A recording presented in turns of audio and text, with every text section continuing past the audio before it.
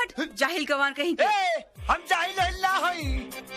I am सातवा पास first division या matric pass भी नहीं खे। हट।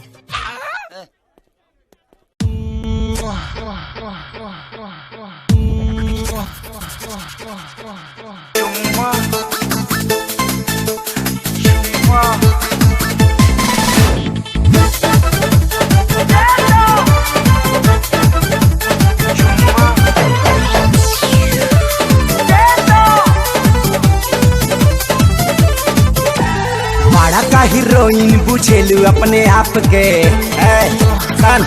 अरे जा बिगड़ल लड़की लागेलू बड़ा बाप के बदतमीज। बड़ा का हीरोइन बुझेलू अपने आप के बिगड़ल लड़की लागेलू बड़ा बाप के अनि सलाई न दे दो तोहर खास हो जाई।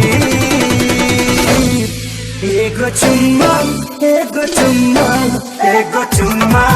दे तो मैट्रिक पास हो जाए। एगो चुम्मा दे दे तो मैट्रिक पास हो जाए।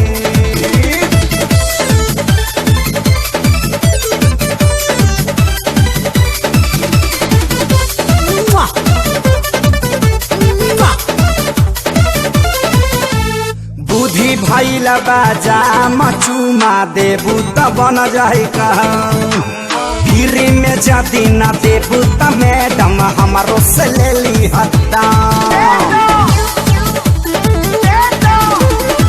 बॉडी से विज्ञान बढ़ा दो लव से बढ़ा दो भूगोल कॉलेज के तानी नॉलेज दे दो दुनिया बाके तना गो प्यारी के पिलर पर चढ़ के टॉप क्लास हो जाई।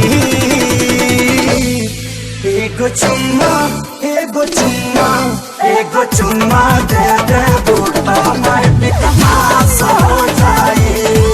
एगो चुम्मा दे दे बूटा मैट्रिक पास हो जाई।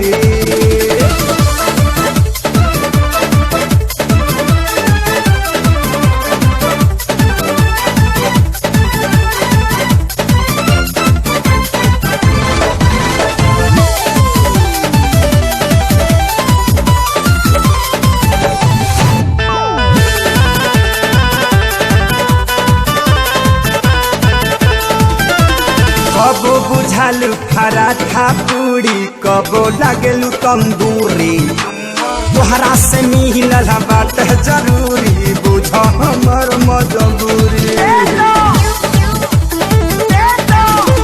झूठों में खाजनी भाव ए डार्लिंग हमारो खेसारी हना जहिया चाह बड़ी तोहरा के बुझे पा तोहर पर हो मास हो जाई। एगो चुम्मा दे दे बूटा मैट्रिक पास हो जाई। एगो चुम्मा दे दे बूटा मैट्रिक पास हो जाई।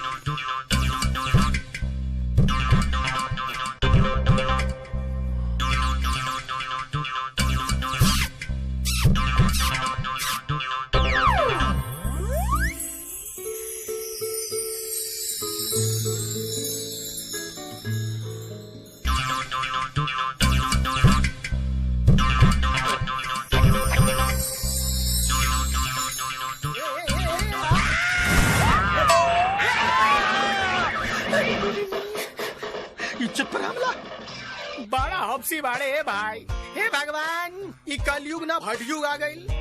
आज के डेट में लड़का लोग भी सुरक्षित नहीं कर सकते भाई। कहा जन्नत के संगे मरमर से पिसल के एक कच्ची सड़क पे आ गई नहीं। कुछ कहा यार, वो लड़की ना जन्नत के हूर भी अरे। ए, तू गोता लगावत रह कहीं और पिसात रही यहाँ हो। उ तो भगवान के लाख लाख शुगर बा कि सोमे रहते था।